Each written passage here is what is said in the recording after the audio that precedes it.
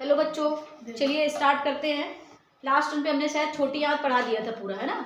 छोटी आंत पढ़ा दिया था और छोटी आंत से निकलने वाले जो एंजाइम थे वो भी पढ़ा दिए थे ना। आज हम लोग पढ़ाते हैं क्या? बड़ी आंत। पढ़ाते नहीं है, पढ़ते हैं। क्या पढ़ते हैं? बड़ी आंत। बड़ी आंत, ठीक है। पढ़ा तो पाओगे नहीं तुम लोग, तो हम ही पढ़ा रहे हैं। बड़ी आंत। कौन सी आंत? बड़ी आंत। बड़ी आंत। आंत को इंग्लिश में क्या कहते हैं? Intestine. Very good. Intestine. Time. Intestine. Time, ठीक है। तो बट आपने डायग्राम से समझा ही होगा। सुन लो मेरी बात, समझ लो मेरी बात, मेरे प्यारे प्यारे बच्चों, मेरे छोटे छोटे बच्चों। ये एक सिंपल सा डायग्राम है, इसको समझे पहले आप। मंत्री नहीं आया क्या आज? नहीं, अपनी सभा में गया हूँ। आज सभा में चले गए हैं। सभा तो यहाँ लगती है, आज वो अकेला पड़ जाता है। तो 2-3 लड़के आए थे। समझते भैया, आज हमको क्या पढ़ना है? बड़ी आंत। ये छोटी आंत थी। छोटी आंत बड़ी आंत के जिस भाग में खुलती है उसे हम क्या कहते हैं? सीकम। क्या कहते हैं? सीकम। छोटी आंत बड़ी आंत के जिस भाग में खुलती है उसे हम सीकम। सीकम पीछे की ओर एक बंद नली में खुलती है। पीछे है ये, क्या है ये? पीछे। और ये आगे की ओर है। आगे ऐसे जाएगा तभी तो आगे जाएगा अपशिष्ट पदार्थ, है ना। तो छोटी आंत बड़ी आंत के जिस भाग में खुलती है उसे हम क्या कहते हैं? सीकम कहते हैं। क्या कहते हैं? सीकम। और सीकम पीछे की ओर एक बंद नली में खुलती है, इसे हम क्या कहते हैं? क्रमिरूप परिशेषिका। क्या कहते हैं? क्रमिरूप परिशेषिका। क्रमिरूप परिशेषिका। जितने लोग ये पढ़ रहे हैं ना, मन से देखना, ये समझ लो 90+ करेंगे, जो पहले से भी पढ़ रहे हैं दिमाग से। सीकम की बात करें तो क्या? छोटी आंत बड़ी आंत के जिस भाग में खुलते हैं उसे हम क्या कहते हैं? सीकम कहते हैं। सीकम पीछे की ओर बंद नली में खुलते हैं उसे हम क्या बोलते हैं? क्रमिरूप परिशेषिका। ये अवशेषीय अंग होता है। मनुष्य के शरीर का क्या होता है? अवशेषीय अंग। इसी से ही पहले पूंछ बनती थी। क्या बनती थी? पूंछ। ठीक है।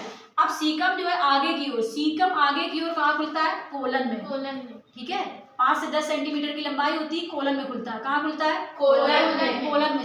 छोटी आंत बड़ी आंत के जिस भाग में खुलता है उसे हम सीकम कहते हैं। सीकम पीछे की ओर एक बंद नली में खुलता है, उसे क्रमिरूप परिशेषिका कहते हैं। सीकम आगे की ओर एक कोलन में खुलता है। कोलन आगे की ओर समांतर होकर कहाँ खुलता है? मलाशय में। क्या खुलता है? मलाशय में। मलाशय में खुलता है। बात समझ में आ गई? तो इसकी लंबाई कितनी होती? तो बड़ी आंत की लंबाई कितनी होती? बड़ी आंत जो है कहाँ पाई जाती है? उदर भाग में पाई जाती है। इसकी लंबाई कितनी होती है? 1.5 मीटर। कितनी होती है? 1.5 मीटर। 1.5 मीटर होती है। 1.5 मीटर का मतलब समझ गया ना, 1 + आधा तो 1.5 मीटर होती है। ठीक है। उदर भाग में पाई जाती है। कहाँ पाई जाती है? उदर भाग में। तीसरा पॉइंट बताओगे कि छोटी आंत बड़ी आंत के जिस भाग में खुलती है उसे हम क्या कहते हैं? सीकम। सीकम कहते हैं। छोटी आंत कहाँ खुलती है? सीकम में खुलती है। फिर सीकम के बाद नया पॉइंट क्या आ जाएगा? कोलन। फिर कोलन आगे चलकर कहाँ खुलती है? मलाशय में। कहाँ खुलती है आगे? मलाशय में। मलाशय में। इतनी बात समझ में आ गई? नहीं समझ में आई? कोलन के पास ही ब्रूनर की कोशिकाएं पाई जाती है और लीवर कुहन की कोशिकाएं पाई जाती है। ये आंत की कोशिकाएं होती है। इन्हें आंत की कोशिकाओं के नाम जानते हैं। लीवर कुहन की कोशिकाएं, ब्रूनर की कोशिकाएं।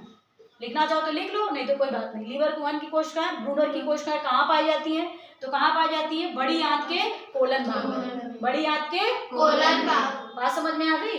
ठीक। और उसके बाद ये हो गया आपका क्या? बड़ी आंत। बड़ी आंत की सिर्फ लंबाई बतानी है। बड़ी आंत कितने भागों से मिलकर बना है? बड़ी आंत आगे चल के कहाँ खुलती है? ठीक है। और जो बंद नली में खुलती है उसे क्रमिरूप परिशेषिका कहते हैं। तो उसका भी पॉइंट एक बता देना। बता पाओगे कि नहीं? क्रमिरूप परिशेषिका।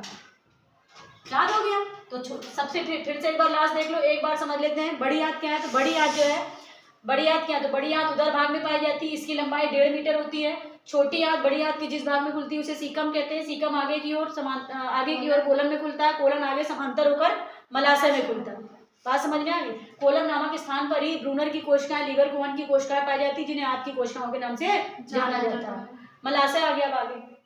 ठीक है। और ये नहीं बताया हमने कि छोटी आंत जो है बड़ी आंत की जिस भाग में खुलती है उसे सीकम कहते थे, तथा पीछे की ओर, ठीक है, पीछे की ओर, सीकम के पीछे की ओर जो है एक बंद नली होती है जिसे हम क्रमिरूप परिशेषिका के नाम से जानते हैं। ये मनुष्य के शरीर का अवशेषीय अंग होता है। इंग्लिश बोलते हैं वर्मीफ्लॉम अपेंडिक्स। क्या बोलते हैं? वर्मीफ्लॉम अपेंडिक्स। बात समझ में आ गई? मान लो कभी कभी एग्जाम में ऐसे ही लिख के आ जाता है वर्मी, ऐसे लिखे है वर्मीफ्लॉम अपेंडिक्स, तो आप घबराए नहीं, वही लिखा हुआ है ये। ठीक है। ठीक है। अपेंडिक्स तो यही लिखा हुआ है क्रमिरूप परिशेषिका। ये इसका इंग्लिश वर्जन है। ठीक। नई बात समझ में आ गई? नहीं आएगा? आ गई। अच्छा, आगे बढ़ते हैं। मलाशय। कहाँ बढ़ते हैं? मलाशय। मलाशय मलाशय क्या होता है? तो मलाशय से क्या होता है, जितना भी भोजन के पाचन के फलस्वरूप अपशिष्ट पदार्थ जो होता है कहाँ पर पहुंचता है? मलाशय जो होता है उदर भाग में पाया जाता है और ये 25 सेंटीमीटर होता है। कितना लंबा होता है? 25 सेंटीमीटर। मलाशय की अगर बात करें तो मलाशय जो होता है 25 सेंटीमीटर होता है और मलाशय में जितना भी अपशिष्ट पदार्थ होता है, अपशिष्ट पदार्थ, कौन सा पदार्थ? अपशिष्ट पदार्थ। इस अपशिष्ट पदार्थ से क्या हो जाता है? जल का अवशोषण हो जाता है। क्या हो जाता है? जल का अवशोषण। जल का अवशोषण हो जाता है और अपशिष्ट पदार्थ होता है आगे की ओर कहाँ प्रवेश करता है? गुदा में। कहाँ प्रवेश करता है? गुदा में। बात समझ में है कि मलाशय में सिर्फ इतना ही लिखना है। तो मलाशय में क्या लिखना है? तो मलाशय क्या होता है? तो बड़ी आंत का अंतिम सिरा जो होता है मलाशय में खुलता है। मलाशय जो होता है लगभग 25 सेंटीमीटर का होता है, मतलब ये ऐसे मुड़ा हुआ होता है ना, समझ लो ना, ऐसे कोलैप्स होता है, जैसे रिबन नहीं है उसको कोलैप्स कर दो, मुड़ी हुई सिरा, जैसे चोटी है मोड़ दो तो कम छोटे लगते हैं, जैसे खोल दो बाल तो बड़े लगने लगते हैं ना, इसको फोल्डेड करते हैं, जैसे खजूर की चोटी होती है इसे फोल्ड कर लेते हैं तो छोटे बाल हो जाते हैं पीछे से। नहीं समझ पा रहे? समझ में आ रहा है ना? तो क्या बता रहे थे? बड़ी आंत जो है छोटी आंत की मतलब मलाशय में खुलता है। कहाँ खुलता है? मलाशय में। मलाशय की लंबाई 25 सेंटीमीटर होती है और इसमें अपशिष्ट पदार्थ आता है और अपशिष्ट पदार्थ से जल का अवशोषण हो जाता है तथा अपशिष्ट पदार्थ जो होता है पूरी तरीके से अपशिष्ट पदार्थ होता है गुदा में प्रवेश करता है। अब आ जाते हैं गुदा। क्या बताते हैं? गुदा। गुदा जो होता है ये क्या है? अब ये क्या है? ये सबसे पाचन तंत्र का सबसे अंतिम भाग होता है। कितना होता है? पाचन तंत्र का सबसे, इधर बता दे रहे, जगह समझ में नहीं आ रही है। गुदा पाचन तंत्र का सबसे अंतिम भाग होता है गुदा। इसी को इंग्लिश में क्या बोलते हैं? एनस। क्या बोलते हैं? एनस। गुदा जो होता है ये लगभग 2.5 से 3 इंच, लगभग 2.5 से कितना होता है? 3 इंच। जैसे चूड़ी होती है 2.5 इंच तक। अरे जैसे बैंगल्स पहनते हो ना, बैंगल्स, ठीक है, बैंगल्स जो पहनते हो, ठीक है, जैसे अगर गुदा की बात करें तो गुदा जो होता है 2.5 से 3 इंच होता है। कितना होता है? 3 इंच होता है। ठीक है, चूड़ी जैसे नॉर्मल एक चूड़ी साइज की आप देख सकते हो 2.5 इंच की बस इतनी होती है। ठीक है, तो 2.5 से 3 इंच होती है और ये छल्लेदार मांसपेशियों की बनी होती है। कैसे बनी होती है? छल्लेदार मांसपेशियों की। छल्लेदार मांसपेशियों की बनी होती है। और इससे क्या होता है? इसी से ही, इस गुदा से ही अपशिष्ट पदार्थ को क्या कर दिया जाता है? शरीर से बाहर निकाल दिया। तो ये अपशिष्ट पदार्थ कहाँ चला जाता है? बाहर चला जाता है। बात समझ में आ गई? तो गुदा ये सबसे अंतिम पार्ट था। ठीक, इसके बाद अब क्या समझते हैं? ये तो सब समझ में आ गया होगा ना, बड़ी आंत, फिर मलाशय, फिर गुदा। गुदा के बारे में बता देंगे। बस थोड़ा सा ये है कि थोड़ा सा नंबर याद रखने पड़ेगी कि कितनी लंबाई है, क्या है, बस यही याद रखना पड़ेगा। ठीक, इसके बाद जो है अब बची हमारी क्या? पाचक ग्रंथियां। क्या बची? पाचक ग्रंथियां। पाचक ग्रंथियां हम लोग 3 पढ़ेंगे। कौन कौन सी पाचक ग्रंथियां? लार ग्रंथि, अग्नाशय ग्रंथि। लार ग्रंथि हो गई, यकृत ग्रंथि और अग्नाशय। ठीक है, इन 3 ग्रंथियों में तो इनमें से यकृत ग्रंथि आज देख लो। ठीक है, और अगले टर्म पे क्या देख लेंगे हम लोग? लार ग्रंथि और अग्नाशय। बात समझ में आ रही है कि नहीं आ रही है? तो केवल यकृत ग्रंथि देख लो, इसको भी हम लिखा देंगे। ठीक, इसको भी हम लिखा देंगे तो आप लोग लिख देना। बताओ यकृत कहाँ पाया जाता है? उदर गुहा में कि वक्ष भाग में? उदर भाग में। ये ऊपर है, इसका मतलब ये नहीं कि ऊपर चला गया। ठीक है, ये जो है उदर भाग में पाया जाता है। कहाँ पाया जाता है? उदर भाग में। अच्छा, मनुष्य के शरीर की सबसे बड़ी ग्रंथि कौन सी होती है? यकृत ग्रंथि। क्या बात है, तुम लोग को मतलब फायदा हो गया पढ़ाने से, सब रट गया। पेपर में बता, यूपी बोर्ड के एग्जाम में 4 नंबर में पूछा जाता है कि यकृत ग्रंथि क्या है तथा यकृत ग्रंथि के 4 कार्यों का वर्णन करो। बहुत ज्यादा पूछा जाता है एग्जाम में, 7 सेट में कम से कम 4 सेट में रखा हुआ आता है क्वेश्चन कि यकृत ग्रंथि क्या है, यकृत ग्रंथि के कोई 4 कार्य लिखो। ठीक है, बात समझ में आ गई? तो समझते हैं यकृत ग्रंथि तो मनुष्य के शरीर की सबसे बड़ी ग्रंथि है। जैसा कि अभी आपने डायग्राम में पढ़ा इस तरीके से, ये क्या होती है? यकृत ग्रंथि होती है। क्या होती है? यकृत ग्रंथि। इस तरीके से ये यकृत ग्रंथि होती है। ठीक है, ये त्रिकोणीय आकृति की बनी होती है यकृत ग्रंथि। तो यकृत ग्रंथि के बारे में समझे पहले। तो यकृत ग्रंथि कहाँ पाई जाती है? उदर भाग में। किस रंग की होती है? भूरे रंग की। कितना वजन होता है? कितना होता है? 1.5 किलोग्राम। कितना? 1.5 किलोग्राम। अरे किलो का 8 होता है ना, आधा 500 ग्राम का और धर दो तो कितना हो गया? 1.5 किलोग्राम। बात समझ में आ रही है? और ये मनुष्य के शरीर की सबसे बड़ी ग्रंथि होती है। सबसे बड़ी जगह नहीं बच रही है, आप इधर लिख दे रहे हैं। देख तो लिए हो यकृत कहाँ होती है, समझ गया ना? ये यकृत होती है। ठीक है, इधर। और इधर क्या होता है? इधर तुम्हारा तोंदू होता है। क्या होता है? तोंदू। यहाँ खा खा के जो ढेर करते हो, सबसे बड़ी ग्रंथि होती है। कौन सी ग्रंथि? यकृत ग्रंथि। यकृत ग्रंथि की अगर बात करें तो यकृत ग्रंथि उदर भाग में पाई जाती है, गहरे भूरे रंग की होती है, इसका वजन 1.5 किलोग्राम होता है, मनुष्य के शरीर की सबसे बड़ी ग्रंथि होती है। ठीक। अगर हम यकृत ग्रंथि की बात करें तो यकृत ग्रंथि तिकोनी और मांसल होती है, और यकृत ग्रंथि के अंदर, ठीक है, क्या पाया जाता है? पित्ताशय। क्या पाया जाता है? पित्ताशय। पित्ताशय पाया जाता है। तो यकृत क्या करता है? यकृत जो होता है पित्तरस का निर्माण करता है, ठीक है, ध्यान समझना, यकृत पित्तरस का निर्माण करता है, और पित्तरस जो होता है वो किसके अंदर स्टोर रहता है? पित्ताशय के अंदर रहता है, ठीक है, बात समझ में आ गई। तो यकृत क्या करता है? पित्तरस का निर्माण करता है, तथा ये पित्तरस जो होता है वो पित्ताशय के अंदर स्टोर रहता है। बात समझ में आ गई? नहीं समझ में आई? और पित्ताशय की लंबाई कितनी होती है? 7 से 10 सेंटीमीटर। कितनी होती है? 7 से 10 सेंटीमीटर। तो पित्ताशय कहाँ पाया जाता है? यकृत के अंदर। बात समझ में आ गई? अब अगर हम बात करें तो पित्ताशय में पित्त नली होती है, और पित्त नली जो होती है वो पित्त नली के माध्यम से पित्तरस निकलकर कहाँ जाता है?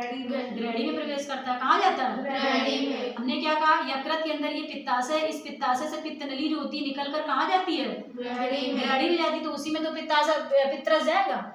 पित्ताशय को इंग्लिश में क्या बोलते हैं? Gall bladder. क्या बोलते हैं? ब्लैडर, ठीक है। और इसी से क्या निकलता है? Bile juice. क्या वो निकलता है? Bile juice. यही बाइल जूस जब ज्यादा निकलता रहता है तो क्या होता है? पीलिया हो जाता है, बिलिरुबिन, ठीक है, ये कुछ मॉडल होते हैं जिनके कारण क्या होता है? पूरे ब्लड में जो है पीले रंग का एक तत्व कलर जो है निकलने लगता है, और पूरे ब्लड में मिल जाता है, इसलिए पूरा शरीर क्या होने लगता है? पीला। और जॉइंटिस बोलते हैं इसको। क्या बोलते हैं? जॉइंटिस। और पीलिया जिसको बोलते हैं। और उसके बाद क्या होता है? अगर उसके समय पे देख रेख नहीं की जाती, दवा नहीं मिलती, तो क्या होता है? मर जाता है, ठीक है। एक बार उनको जॉइंटिस हो चुका है, पीलिया, तो उसमें नेल्स पीले रंग के हो जाते हैं, आंखें भी देखो पीले रंग की हो जाती है, शरीर धीमे धीमे पीला पड़ने लगता है, ठीक है। लोग झरवाते हैं, हमारे गाँव में बहुत नौटंकी वगैरह होती है, गाँव में लोग झरवाने से ही सही करवा देते हैं, बांध लेते हैं। तो कुछ होता होगा भाई, कुछ वैदिक काल के समय कुछ होता होगा, लेकिन हम मानते नहीं, लेकिन दवा वगैरह आने से ठीक हो जाता है, ठीक है। लेकिन कहते हैं ना, मम्मी जो होती हैं वो क्या करती हैं? मम्मी लोग हमेशा कहती है कि दवा भी कराओ और ये भी करवा लो, दोनों चीजें करवा लो, है ना। क्या भूत भी करवा लो, बाल पकड़ के हिला हिला के जॉइंटिस निकलवा देते हैं, है ना। तो ये सब चीज होती हैं। तो भैया जो है पित्तरस से क्या होता है? पित्तरस होता है वो पित्त नली के माध्यम से कहाँ जाता है? पित्त नली के माध्यम से कहाँ आता है? ग्रहणी में प्रवेश कर जाता है। बात समझ में आ गई होगी? आ गई? तो ये क्या है? ये यकृत है। अब यकृत के कोई 4 कार्य बताने, सबसे इंपॉर्टेंट, यकृत के कोई 4 कार्य। यहाँ समझा दे यकृत के कोई 4 कार्य। यकृत के कोई 4, ये यकृत के बारे में इतना लिखना है। फिर से देख लो, यकृत ग्रंथि जो होती है उदर भाग में पाई जाती है, भूरे रंग की होती है, इसका वजन 1.5 किलोग्राम होता है, मनुष्य के शरीर की सबसे बड़ी ग्रंथि होती है। यकृत के अंदर पित्ताशय पाया जाता है, ठीक है, यकृत के अंदर पित्ताशय पाया जाता है। यकृत क्या करता है? यकृत जो होता है पित्तरस का निर्माण करता है। किसका निर्माण करता है?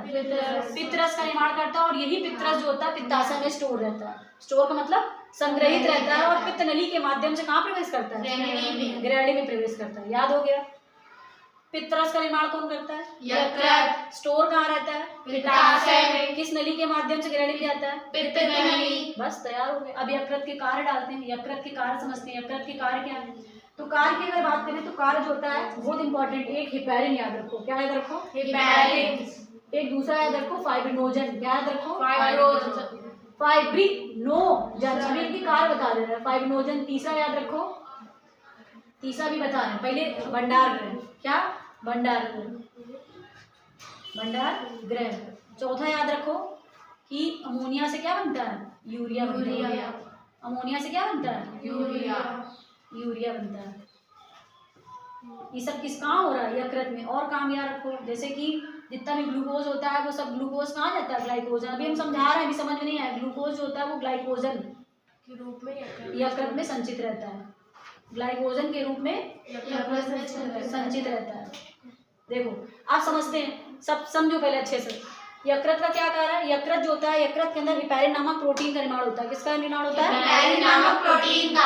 हिपैरिन नामक प्रोटीन का निर्माण होता है जब शरीर के अंदर क्या होता है? कोई बताया? याद है किसी को? रोशनी को कितनी खुशी हो रही है। एक बार याद, एक बार ने से पूछा था, तुरंत बताया था इसने, ठीक है। जब शरीर के अंदर ये हिपैरिन क्या होता है? शरीर के अंदर रुधिर को जमने से रोकता है। शरीर के अंदर रुधिर को जमने से रोकता है। शरीर के अंदर ब्लड क्यों नहीं जमता? Presence of heparin. हिपैरिन की उपस्थिति होती है। हिपैरिन की उपस्थिति के कारण शरीर के अंदर जो है हमारा ब्लड नहीं जमता। नहीं, थैली में लेके जाओ, जरा सा हवा का संपर्क लगा तुरंत ब्लड जम जाता है। जबकि हम लोग सांस भी लेते हैं, सांस लेते हवा तो जाती है शरीर के अंदर, तो क्यों नहीं जमता है? जरा सी एयर का संपर्क होता है ब्लड तुरंत तुरंत जम जाता है। तो मान लो किसी को ब्लड चढ़ाने की जा रहा है तो क्या होता है, जेली बन जाता है, तुरंत बन जाता है, फिर उसको इसे हैप्पी बर्थडे कर लो उसका। ठीक है, तो हेपेरिन क्या होता है? तो हेपेरिन बेटा याद रखना कि हेपेरिन जो होता है वो ये इसका निर्माण जो होता है यकृत करता है। हेपेरिन का निर्माण यकृत करता है और हेपेरिन जो होता है हमारे शरीर में शरीर के अंदर रुधिर को जमने से रोकता है। बस शरीर में रुधिर को अंदर मतलब शरीर के अंदर रुधिर नहीं जमता, किसकी वजह से? हेपेरिन। और इसका निर्माण कौन कर रहा है? यकृत। यकृत, हमारे पिताजी यकृत, ठीक है, ये हमारे बापू हैं, यही निर्माण कर रहे हैं किसका? हेपेरिन। हमारे बापू का दूसरा कार्य देख लीजिए, फाइब्रिनोजन। क्या? फाइब्रिनोजन। तो फाइब्रिनोजन क्या करता है? तो फाइब्रिनोजन जो होता है जब शरीर के अंदर कहीं तुम्हारी चोट लग जाती है, शरीर के अंदर नहीं, सॉरी शरीर के बाहर, मान लो उंगली कट गई, अब उंगली कट गया वैसा नहीं यहाँ से ट्यूबवेल चल रहा है, ऐसे करें बका बक निकल रहा है, इधर नाली बह रही है, तो ऐसा नहीं है। जब उंगली में कट लग जाता है या चोट लग जाती है तो धीमे धीमे क्या होता है, वो ब्लड जो होता है धीमे धीमे क्या होता है, कोगुलेट होने लगता है, जमने लगता है। क्या होने लगता है? जमने लगता है। धीमे धीमे क्या, थोड़ी समय तक रुधिर निकलेगा, जितना वहाँ प्रेशर होगा वो पूरा प्रेशर से निकल जाएगा, ठीक है, लेकिन कुछ समय पश्चात क्या होगा कि वहाँ पर रुधिर का थक्का जम जाएगा, मोटी सी लुगदी जम जाएगी, तुम्हारा रुधिर बार बार नहीं निकलेगा। नहीं तो वरना इसे काट दे फिर तुमको उल्टा टांग दे तो पूरा ब्लड तो इसे ही बह जाएगा, इसी से बहता रहेगा, तुम निचुड़ जाओगे एकदम, समझ रहे हो, तुम एकदम पत्ती बन जाओगे सूखे, इधर से सारा ब्लड निकल जाएगा, ठीक है, फिर उसके बाद उड़ जाओगे इसी से करके, है ना। तो क्या होगा कि मतलब शरीर के बाहर चोट लगने पर रुधिर का थक्का जमाने में मदद करता है कौन? फाइब्रिनोजन। वैसे बहुत सारी चीजें होती है रुधिर का थक्का जमाने के लिए, कि ब्लड में फैक्टर होता है तो फैक्टर 8 होता है, कैल्शियम होता है, ये सारी चीजें मिलकर ब्लड को जमाने में मदद करती है, ठीक है, पंचौरा नहीं बेटा, पंचौरा नहीं, ठीक है, तो जमाने में मदद करता है फैक्टर। रुधिर में कई सारे फैक्टर होते हैं, ठीक है, उस फैक्टर में फैक्टर 8 जो होता है, कैल्शियम होता है और फाइब्रिनोजन होता है, ये सब मिलकर जमाने में मदद करते हैं, लेकिन मेन फंक्शन किसका है? फाइब्रिनोजन। तो फाइब्रिनोजन जो होता है, ये फाइब्रिनोजन नामक प्रोटीन जो होती है वो रुधिर का थक्का जमाने में मदद करता है। ठीक है। जब हीमोफीलिया हो जाता है, हीमोफीलिया नाम सुना है? हीमोफीलिया एक जेनेटिक्स रोग होता है, एक्स लिंक सेलन रोग होता है, एक्स लिंक मतलब क्रोमोसोम पर पाया जाता है। तो उसमें क्या होता है, यही फाइब्रिनोजन और फैक्टर 8 की कमी होती है उस जीन पर, जिसके कारण क्या होता है, रुधिर का जो अगर रुधिर की कोई व्यक्ति है उसको अगर चोट लग जाती है तो उसका रुधिर लगातार बहता रहता है और 8-10 मिनट तक बहेगा, वो मर जाएगा, ठीक है। ऐसे बहुत सारे रोगी होते हैं, हीमोफिलिक रोगी बोलते हैं उनको हीमोफीलिया हो जाती है। क्या हो जाती है? हीमोफीलिया एक ऐसा रोग है जिसमें अगर किसी में शरीर में चोट लगने पर, मान लो जा रहे हैं रास्ते में, मेरा एक्सीडेंट हो गया, मेरा हाथ कट गया, ठीक है, मान लेते हैं कटा नहीं है, ठीक है, मान लो जिंदगी है, एक दिन तो जाना ही है, तो कट गया, तो कटने के बाद क्या होता है, तो यहाँ से रुधिर लगातार बह रहा है और तुम कपड़े से बांधे हो, मार दुपट्टा कस के बांध दियो, मोछा बांध दियो उसको कस के, फिर भी जो है ब्लड जो है चूहे जा रहा है, निकल रहा, लेकिन एक कंडीशन ऐसी आएगी, फिर उसके बाद क्या होगा, राम राम सत्य है, राम राम सत्य है, ऐसे हो जाता है। तो ये हीमोफीलिया की वजह से होता है, बात समझ में आ गई। लेकिन हमारे शरीर में क्या है, तो भैया हम तो बच्चे, चोट लग गई कोई बात नहीं, रुधिर का थक्का जम गया, बच गया, थोड़ी देर बाद पट्टी करा ली, बस खत्म। नहीं समझ में आया? तो फाइब्रिनोजन जब शरीर में क्या होता है, शरीर के बाहर रुधिर का थक्का जमाने में मदद करता है। इस फाइब्रिनोजन नामक प्रोटीन का निर्माण कौन करता है? यकृत जो है फाइब्रिनोजन नामक प्रोटीन का निर्माण करता है, जो शरीर के बाहर चोट लगने पर रुधिर का थक्का जमाने में मदद करता है। भंडार गृह, यकृत को फिर पॉइंट उठाओ, यकृत को भंडार गृह के नाम से जानते हैं, क्योंकि यकृत जो होता है हमारी टूटी फूटी कोशिकाओं की मरम्मत करता है। जैसे मान लो हमारी चोट लग गई इस जगह पर, तो जहाँ पर चोट लगी तो वहाँ की सेल डैमेज हो गई ना, तो वहाँ की खराब सेलों को क्या करेगा, बार बार ये ब्लड के माध्यम से खराब सेल को ले जाएगा, लीवर में डाल देगा, लीवर से कहेगा इसको सही करो, फिर रुधिर आएगा, रुधिर कहता है फिर हम अगली बार चक्कर लगाएंगे तो हम फिर ये अच्छी वाली सेल उठा के ले जाएंगे और जहाँ वो टूटा हुआ है हाथ वहाँ पे सही करेंगे जाके, तो फिर रुधिर जो वो सेल को सही से बना देता है, रिपेयरिंग कर दी, फिर रिपेयरिंग करने के बाद जहाँ तुम्हारी चोट लगी वहाँ पे जाके अच्छी वाली सेल को ऐड कर देगा, तो अच्छी सेल ऐड होती जाएगी और आप देखेंगे धीमे धीमे जो घाव होता है वो भरता जाता है। क्यों? क्योंकि ब्लड जो है लगातार क्या करता है, ब्लड जो है खराब सेल्स को ले जाके लीवर में ले जाता है, और लीवर क्या करता है, उसको बढ़िया से एकदम ठोक ठाक के कीली लगा के बाकायदा चिकना लॉलीपॉप करके भेज देता है, और फिर से वो क्या हो जाता है, ठीक हो जाती है, चोट सही हो जाती है धीमे धीमे। तो ये क्या भंडार गृह इसलिए कहते हैं क्योंकि टूटी फूटी कोशिकाओं की मरम्मत करता है, बहुत सारी सेल्स आती रहती है तो वो करता रहता है अपना काम। और भंडार गृह इसलिए भी कहते हैं क्योंकि कुल रुधिर का जितना रुधिर है आपका, उसका 1/3 या 1/4 रुधिर जो होता है वो लीवर के अंदर ही स्टोर रहता है। जैसे तुम्हारे 6 लीटर है खून, कितने हैं, 6 लीटर है, तो इसका 1/4 निकाल लो, इसका 1/4 निकाल लो, जितना रुधिर आएगा वो हमारे जो है यकृत में पहले से भरा रहता है, लबालब क्या होता है? मान लो आप 6 लीटर आपके में है, आप 1/3 इसका निकाल लो सरल सा तरीके से, तो कितना होगा? 2 लीटर। 2 लीटर समझ लो आपके यकृत में होता है। अगर 1/4 भी निकाल रहे हो तो समझ लो कि आप 1.5 लीटर तक तो है जो हमारे यकृत में भरा रहता है उसके अंदर की। तुम्हें अगर मान लो पूरा तुम्हारा शरीर खून से निकल गया ना तो यकृत तो है तुम्हारा, बेचारा दे देगा थोड़ा थोड़ा, है ना। बात नहीं समझ में आ रही है क्या? तो है समझ गए तो फिर ठीक। भंडार गृह हो गया, तो भंडार गृह इसलिए क्योंकि टूटी फूटी कोशिकाओं की मरम्मत करता है, प्लस कुल रुधिर का 1/3 या 1/4 रुधिर जो होता है वो जो है यकृत के अंदर स्टोर रहता है। अब यकृत के अंदर ही अमोनिया जो होती है, वो अमोनिया से ही यूरिया का फॉर्मेशन होता है।